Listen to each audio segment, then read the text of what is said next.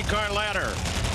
Take a look at it now and see what we can expect as they come up to the line. Paul Lee, of course, on the line now against Tim Wilkerson, who is in the countdown, and Bob Tasca and Bob Bodie.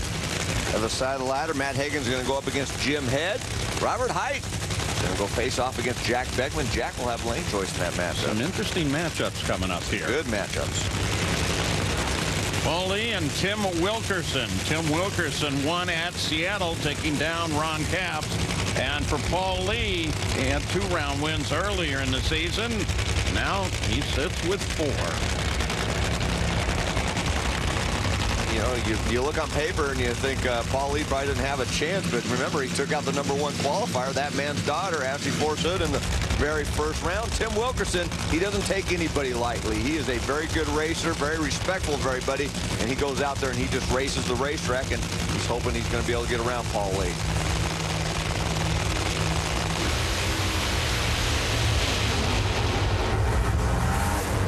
Does that handily. Lee has some trouble mid-track, and Tim Wilkerson with a 414, 296 to a losing 456 for Paul Lee. I'll tell you, Paul Lee gave him a very good race just about half track, because Paul had over 500-second advantage and then was ahead at the 400-foot mark before the car started drifting over towards the side, and that allowed Tim Wilkerson to drive around for the win.